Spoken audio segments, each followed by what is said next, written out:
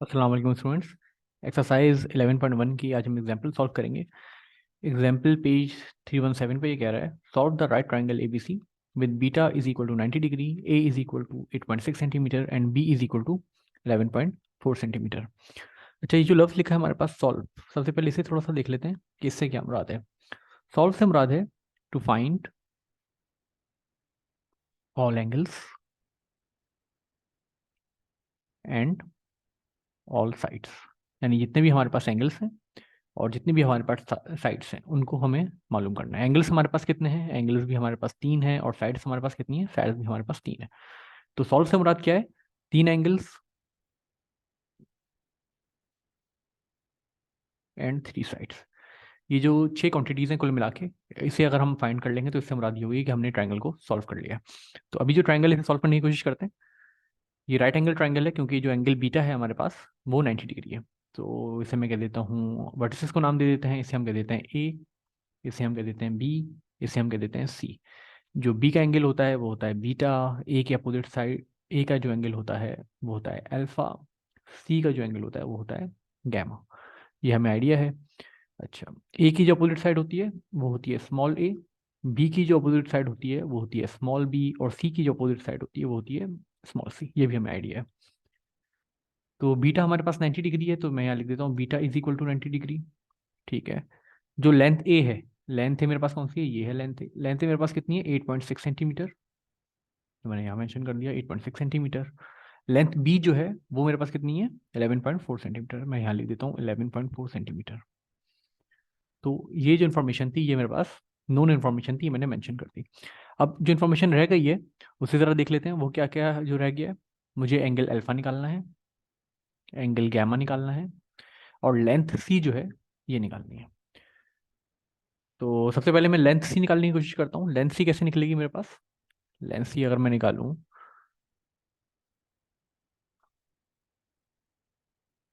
और लेंथ सी मुझे कैसे निकलेगी? Using Pythagoras theorem.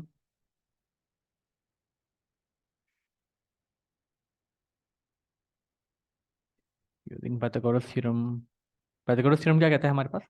हाइपोटेन्यूज का जो स्क्वायर है बराबर होता है base square plus perpendicular square. तो हाइपोटेन्यूज मेरे पास क्या है? यहाँ बी है, तो मैं यहाँ लिख सकता हूँ बी का जो स्क्वायर है वो बराबर होगा, अगर मैं एंगल बीटा के हिसाब से लूँ तो बेस जो बनेगी, या एंगल अल्फा के हिसाब से लूँ, बेस जो बनेगी मेरे पास सी बनेगी। तो बेस को मैं कह देता हूँ सी स्क्वायर, परपेंडिकुलर मेरे पास क्या बनेगा? ए स्क्वायर। मुझे निकालना है अभी सी स्क्वायर। सी स्क्वायर मैं एक तरफ कर लेता हूँ। सी स्क्वायर बराबर है बी स्क्वायर माइनस ए स्क्वायर। सी स्क्वायर की वैल्यू निकालनी है, बी मेरे पास मौजूद है 11.4, तो मैं यहाँ लिख दूंगा 11.4 का स्क्वायर माइनस ए क्या है मेरे पास? 8.6 का स्क्वायर। तो इसे मैंने कर दिया 8.6 का स्क्वायर। अच्छा, इसे आप डायरेक्ट सॉल्व कर लेंगे कैलकुलेटर से। कैलकुलेटर आप यूज़ करेंगे, डायरेक्ट सॉल्व कर लेंगे, तो सी की वैल्यू मेरे पास आ जाएगी 7.5 सेंटीमीटर। 7.5 सेंटीमीटर जो है मेरे पास सी की वैल्यू आ जाएगी। तो इसे हाईलाइट कर देते हैं हम 7.5 को। मेरे पास एक और अननोन जो था मेरे पास आ गया। तो तीनों साइड्स मेरे पास अब नोन हो गई हैं। अब मुझे करना है क्या? एंगल मालूम करना है। एंगल कौन सा मालूम करना है? अल्फा और गैमा, दोनों एंगल्स मुझे मालूम करने हैं। तो अगर मैं एंगल्स को मालूम करूं तो मेरे पास जो ट्रिग्नोमेट्रिक फंक्शंस हैं उन्हें मुझे यूज़ करना पड़ेगा। अगर मैं ये ट्राइंगल यूज़ करता हूँ, अगर मैं साइन लगाऊं, साइन अल्फा, अगर मैं एंगल अल्फा यूज़ करूं और साइन यूज़ करूं, अगर मैं यूज़ करूं साइन अल्फा बराबर है किसके बराबर होता है? Sine alpha. साइन अल्फा बराबर होता है परपेंडिकुलर ओवर हाइपोटेन्यूज के। परपेंडिकुलर मेरे पास क्या है? परपेंडिकुलर है मेरे पास ए। हाइपोटेन्यूज मेरे पास क्या है? हाइपोटेन्यूज है मेरे पास बी। तो अच्छा, ए की वैल्यू है मेरे पास? ए की वैल्यू है, बिल्कुल है। तो ये बन जाएगा 8.6।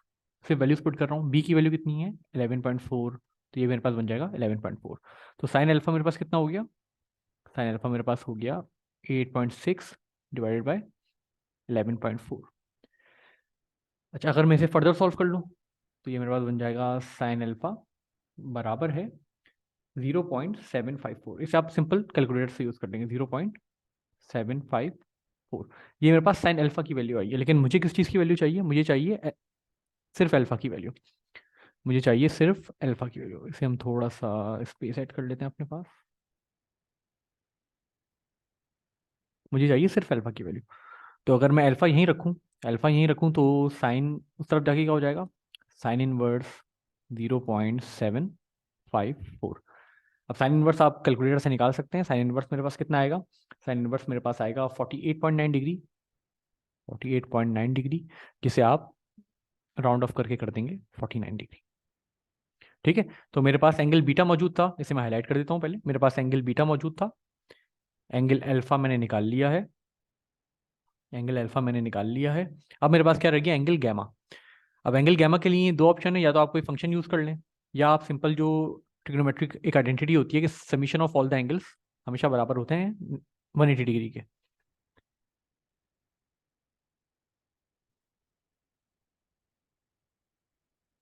सम of the angles of a triangle is 180 degree. एक ट्राइंगल के एंगल्स का सम जो होता है 180 डिग्री होता है। तो एंगल्स मेरे पास क्या क्या है, alpha plus beta plus gamma बराबर है 180 डिग्री के।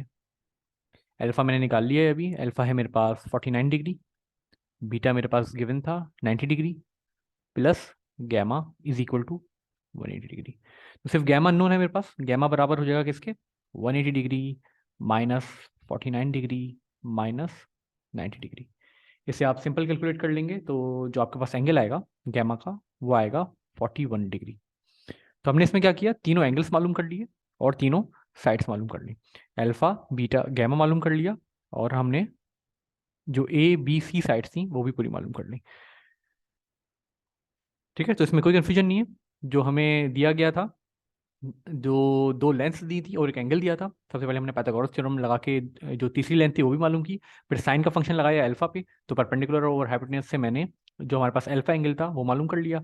गैमा पे भी मैं कोई भी फंक्शन लगा सकता था, लेकिन गैमा पे अगर मैं फंक्शन लगाता थोड़ा लेंदी हो जाता, तो मैंने क्या किया, जो हमारे पास आइडेंटिटी है summation of all the angles is equal to 180 degree की, वो यूज़ किया और हमने उससे गैमा निकाल लिया। ठीक है, अब हम चलते हैं एग्जाम्पल 1 पेज नंबर 318 पे। ये क्या कह रहा है, solve the right triangle A B C. ये वही कह रहा है कि राइट एंगल ट्रायंगल को आप सॉल्व कीजिए, जिसमें ए बी सी जो है हमारे पास राइट एंगल ट्रायंगल, जिसमें अल्फा 90 डिग्री है, बीटा 40 डिग्री है, और बी जो है लेंथ बी 20.2 दी हुई है। सॉल्व करते हैं इसे। सबसे पहले जो राइट एंगल ट्रायंगल है इसकी वर्टिसेस डिफाइन कर देते हैं। सेकंड, वर्टिसेस डिफाइन कर देते हैं। जो अल्फा है वो 90 है, तो मुझे ये साइड ए लेनी पड़ेगी। ठीक है, ये अल्फा है 90 डिग्री। अब मेरी मर्जी है मैं बी इसको ले लूँ और सी इसको ले लूँ, कोई इशू नहीं है इसमें। ये मेरे पास सी अगर मैंने लिया है तो ये बन जाएगा गैमा, ये मैंने बी लिया है तो ये बन जाएगा मेरे पास बीटा। ठीक है, जो ए की अपोजिट साइड होती है वो होती है स्मॉल ए, बी की जो अपोजिट साइड होती है वो होती है स्मॉल बी, सी की जो अपोजिट साइड होती है वो होती है स्मॉल सी। अब मेरे पास गिवन क्या क्या है, अल्फा गिवन है 90 डिग्री, ठीक है। बी, अच्छा बीटा गिवन है 40 डिग्री, तो बीटा की जगह पे मैं लिख देता हूँ 40 डिग्री, यहाँ पे मैं लिख देता हूँ 40 डिग्री है मेरे पास। अच्छा, गैमा मेरे पास अननोन है।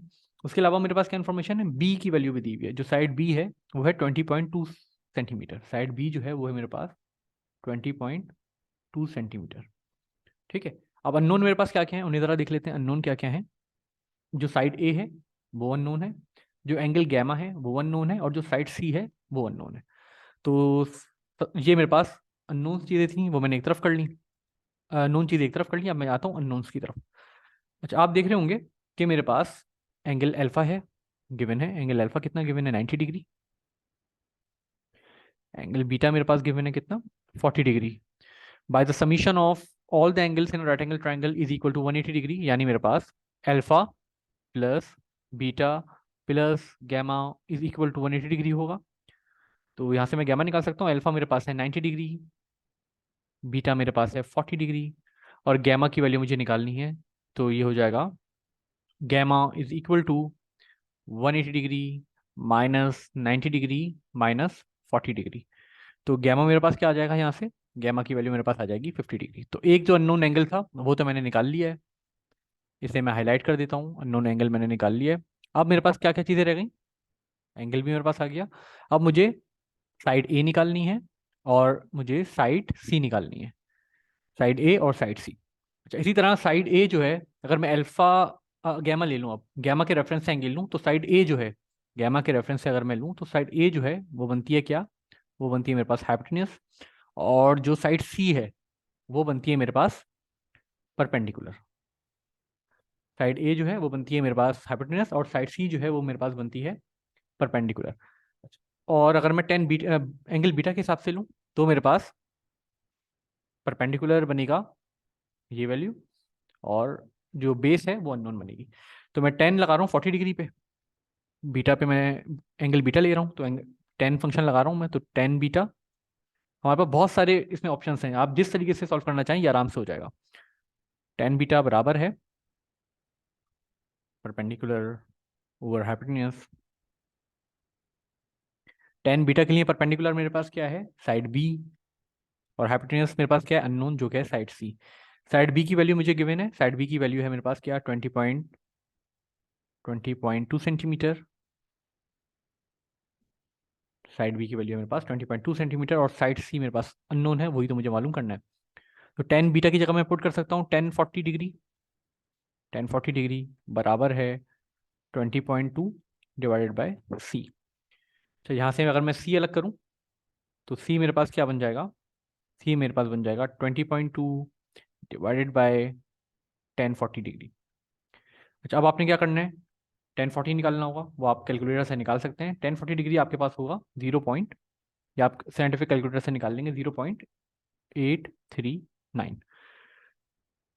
फर्दर सॉल्व करते हैं इसे, सी की वैल्यू हम पुट कर देते हैं यहाँ पे। सेकेंड, इसको हम पहले थोड़ी सी जगह ऐड कर लें, तो सी मेरे पास हो जाएगा क्या, 20.2 डिवाइडेड बाय 0.839। फर्दर सॉल्व करूंगा इसे मैं, तो सी की वैल्यू मेरे पास आ जाएगी 24.07 सेंटीमीटर। तो इसे मैं यहाँ नीचे लिख देता हूँ, सी बराबर है 24.07 सेंटीमीटर। एक और अननोन जो था वो मैंने निकाल लिया है, इसे भी मैं हाईलाइट कर देता हूँ। मेरे पास एंगल्स आ गए हैं सारे, और सिर्फ एक लेंथ है जो मुझे अननोन है। मेरे पास सी है, मेरे पास बी है, अब मुझे ए निकालना है, तो मैं पाइथागोरस थ्योरम लगा सकता हूँ। पाइथागोरस थ्योरम क्या कहता है, using Pythagoras theorem, Pythagoras theorem मैं लगा दूंगा।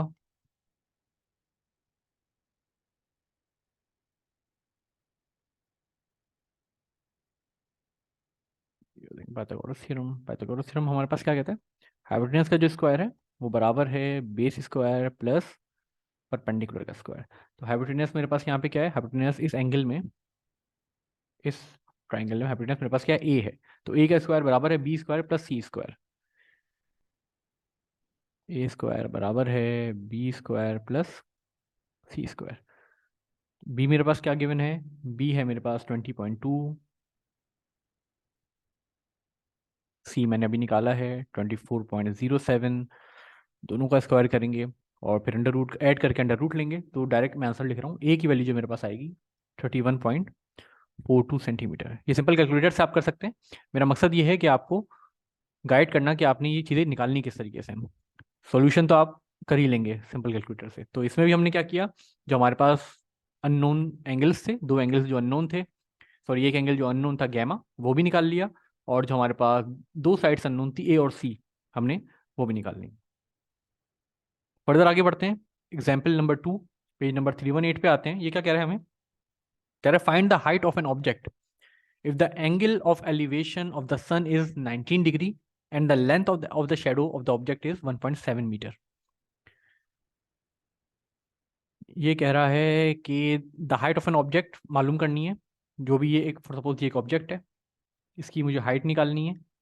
सन के साथ जो इसका एंगल ऑफ एलिवेशन बन रहा है, ये जो एंगल ऑफ एलिवेशन सन के साथ बन रहा है ये मुझे गिवन है, कितना गिवन है, 19 डिग्री। ये मुझे गिवन है 19 डिग्री। कह रहा है and the length of the shadow, जो इस, जो हमारे पास ये ऑब्जेक्ट है इसका जो शेडो कास्ट हो रहा है, जो कि सरफेस पे शेडो कास्ट हो रहा है, का जो, उसकी जो लेंथ है, लेंथ ऑफ द शेडो जो है हमारे पास है 1.7 मीटर। क्या कह रहा है, find the height of the object. तो ये एक राइट एंगल ट्रायंगल बन रहा होगा, अगर मैं इसे अपनी जो राइट एंगल ट्रायंगल है उसको प्लॉट करूं, तो ये हमारे पास किस तरीके से बनेगा, ये एक एंगल बनेगा, इसे मैं कह देता हूँ अल्फा।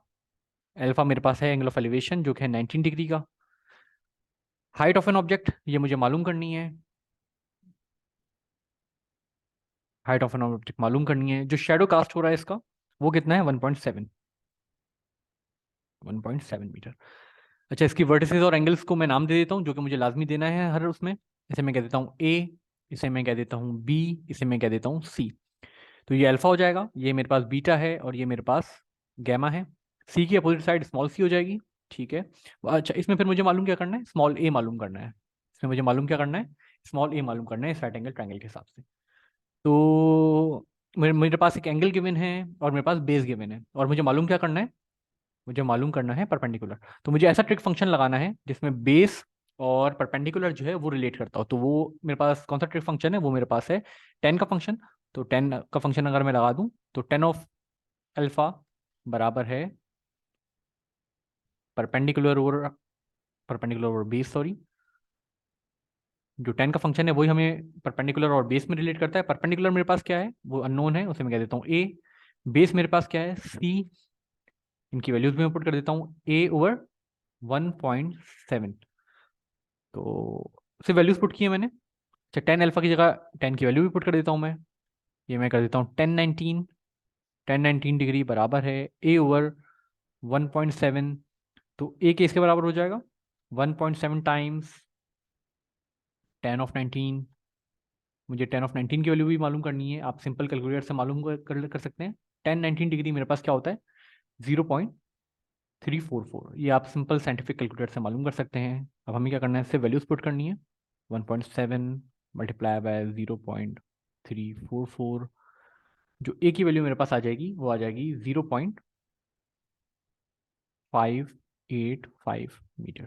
यानी जो भी ऑब्जेक्ट है जिसका शेडो कास्ट हो रहा है सॉरी, और जिसका एंगल ऑफ एलिवेशन बन रहा है 19 डिग्री, और उसकी शेडो की लेंथ बन रही है हमारे पास 1.7 डिग्री, अगर ऐसा केस बनेगा तो उस ऑब्जेक्ट की जो हाइट है वो हमारे पास होगी 0.58 metre.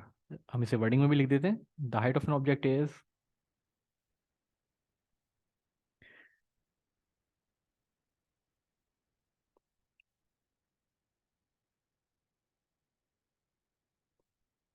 Height of an object is 0.585 metre. अच्छा, मैथमेटिक्स में देखिए मार्क्स प्रेजेंटेशन के हैं, तो आपने कोशिश करना है कि तमाम काम जो आप कर रहे हैं उसकी उसकी प्रेजेंटेशन बहुत ज़्यादा अच्छी होनी चाहिए। एग्जाम्पल नंबर 3 पे आते हैं। कह रहे हैं from the top of the tower, एक टावर है, the angle of depression to the ship at its water line is 40 degree. एक टावर है हमारे पास, ठीक है, और एक शिप है। जो एंगल ऑफ डिप्रेशन बन रहा है इसका, वो बन रहा है हमारे पास 40 डिग्री। यानी ये जो एंगल बन रहा है, एंगल ऑफ डिप्रेशन का कॉन्सेप्ट आपको है, आप मैट्रिक में ये पढ़ के आए, ये मेरे पास बन रहा है 40 डिग्री, ठीक है। If the height of the tower is 35 metre, अगर टावर की जो हाइट है वो 35 मीटर है, find the distance between the ship and the foot of the tower.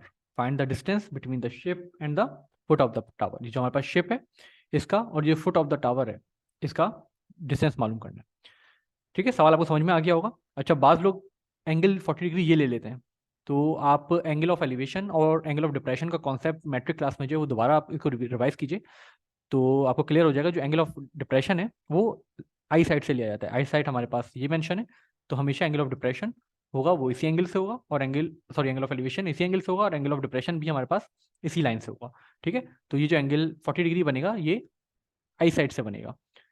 अच्छा, अब इसको मैं अपने राइट एंगल ट्रायंगल में पुट कर देता हूँ। अच्छा, ये 35 डिग्री है, तो इसमें ये 35 डिग्री बन जाएगा, सॉरी 35 मीटर। ये जो एंगल है ये मेरे पास 40 डिग्री है। मुझे मालूम क्या करना है, मुझे मालूम करना है ये लेंथ, इस ट्राइंगल में ये लेंथ क्या हो जाएगी, ये, ठीक है। ये ट्राइंगल थोड़ा सा रिवर्स से, हमें इस तरह के ट्राइंगल सॉल्व करने की आदत नहीं है, लेकिन आप इस ट्राइंगल से भी इसे सॉल्व कर सकते हैं आसानी से। अच्छा, हम इसे थोड़ा सा अपने ट्राइंगल के मुताबिक जो हमें सॉल्व करने की आदत है उसके मुताबिक बनाते हैं। आप ये देख रहे होंगे कि ये एंगल अगर 40 डिग्री है तो इसका ये जो एंगल बनेगा ये भी 40 डिग्री बनेगा। क्यों? क्योंकि ऑल्टरनेट एंगल्स हैं, ऑल्टरनेट एंगल 40 डिग्री है, तो ये ट्राइंगल अब हमारे मुताबिक बन जाएगा जिस तरह हमें ट्राइंगल सॉल्व करने की आदत है। इसको हम कह देते हैं वर्टेक्स बी, इसको हम कह देते हैं वर्टेक्स ए, इसे हम कह देते हैं वर्टेक्स सी, ठीक है। बी की अपोजिट साइड स्मॉल बी, ए की अपोजिट साइड स्मॉल ए, और सी की opposite side small C. Alpha जो है मुझे अब मालूम है, ठीक है, ये मेरे पास एंगल अल्फा हो जाएगा। अल्फा है 40 डिग्री, बीटा 90 डिग्री बनेगा, ज़ाहिर है वो तो देख के ही पता चल रहा है। जो हमारे पास हाइट है वो 35 मीटर है, तो मैं यहाँ 35 मीटर मैंने लिख दिया। मुझे मालूम क्या करना है, सी मालूम करना है। अच्छा, एंगल अगर मैं अल्फा यूज़ करूँ इसमें, तो मुझे ए और सी को आपस में रिलेट करना है। तो एंगल अल्फा के लिए जो ए है वो परपेंडिकुलर है और जो सी है वो बेस है। तो मुझे ऐसा ट्रिक फंक्शन यूज़ करना है जिसमें बेस और परपेंडिकुलर आपस में रिलेट होते हो। तो मैं यूज़ कर देता हूँ। 10 अल्फा बराबर है परपेंडिकुलर ओवर बेस। परपेंडिकुलर मेरे पास क्या है? परपेंडिकुलर है मेरे पास ए, बेस क्या है? सी। ए की वैल्यू क्या है? 35। सी अननोन है, मालूम करना है। 10 अल्फा की जगह मैं पुट कर सकता हूँ 1040 डिग्री। 1040 डिग्री बराबर है 35 ओवर सी। सी अगर मुझे मालूम करना है तो मैं किस तरह मालूम करूँगा? 35 डिवाइडेड बाय 1040। 1040 डिग्री की वैल्यू मैं कैलकुलेटर से निकाल सकता हूँ। 1040 डिग्री की वैल्यू क्या है मेरे पास? 0.839। ये वैल्यू मैं सिंपल पुट कर दूँ इसमें। सी बराबर है 35 डिवाइडेड बाय 0.839। सिंपल अगर मैं इसे सॉल्व करूँ तो मेरे पास क्या आंसर आ जाएगा? सी की वैल्यू आ जाएगी मेरे पास 41.71। आप इसे सी ले लें, बुक में इसे एक्स लिया गया है। हमें इस बात से कोई मतलब नहीं है कि सी है या एक्स है, हमें तो जो डिस्टेंस है वो मालूम करना था, तो वो हमने मालूम कर लिया। अच्छा, इसको वर्डिंग में लिख देते हैं। इसको जो हमारी स्टेटमेंट है उसमें बना देते हैं जो भी हमारा आंसर आया है। मालूम हमें क्या करना था? Find find the distance between the ship and the foot of the tower. तो बना देते हैं द डिस्टेंस बिटवीन